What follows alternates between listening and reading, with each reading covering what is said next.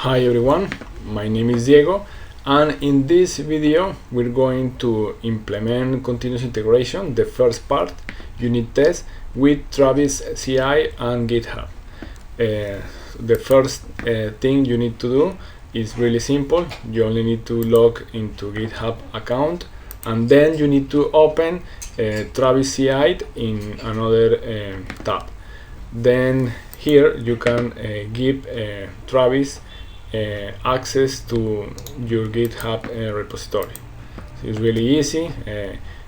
Travis will ask you to allow you to access to your GitHub repository here in manage repositories on GitHub, and then you can here specify all repository on only one repository. Here you can select your repository, and then you only need to click and approve and install, and that's it's all. Now here we have this building status, and you can add this building status to your GitHub repository just like this. So this is really easy. You can also add more status, for example, like code climate and code coverage, but now we're only going to put this building status. So it's really simple. You only need to click on this button and copy this URL, and then you pass this URL in the build status section.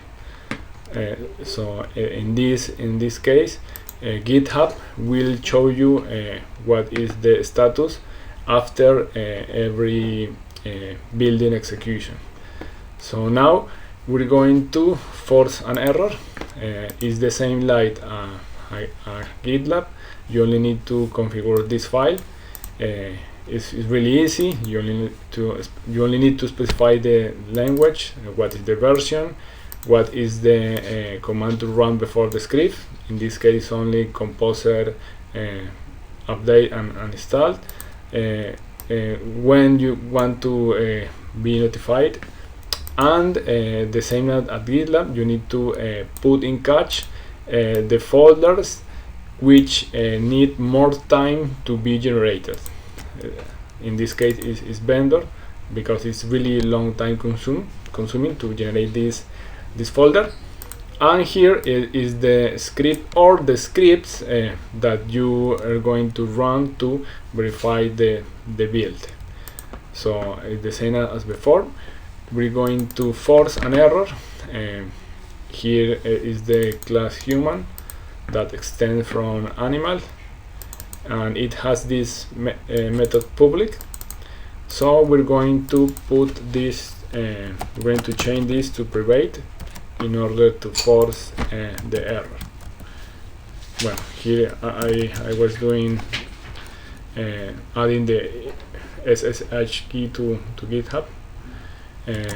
Let me add this file, and as I said before, I will check the file before commit the change. And we can add this, put a proper message, sorry, force an error, and then we push the changes to GitHub.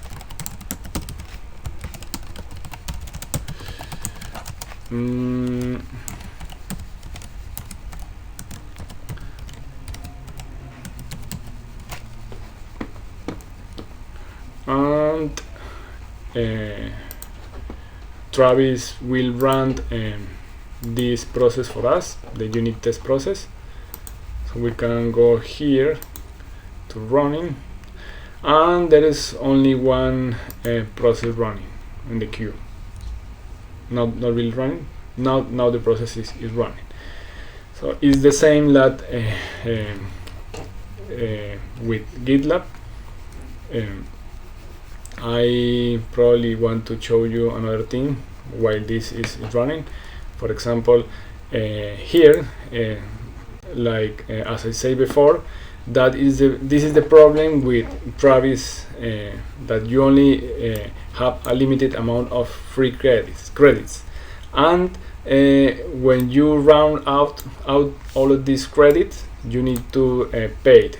So for me, that's the reason I'm not choosing Travis or GitLab. I prefer Jenkins because I haven't this kind of restriction. So let me go. Yes, here we have the error that this method must be public. So we're going to fix the error. Going to change this to public, and because now I have one single file, I'm going to add and commit at the same time because it's a really easy change. Fix the error. Let me show you if this status is changing or not. Yes, the build status has changed to failed because this job failed. So we're going to fix this, commit and push to GitHub. Let me commit this, push this, sorry.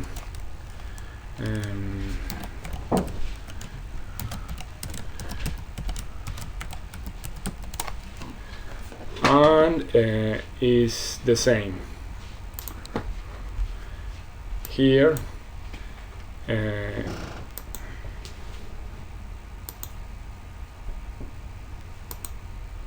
Here we have the job queue and waiting to initialize, and it's the same. Travis will run the unit test, and if everything is okay, Travis will change the building status for us that now is failing.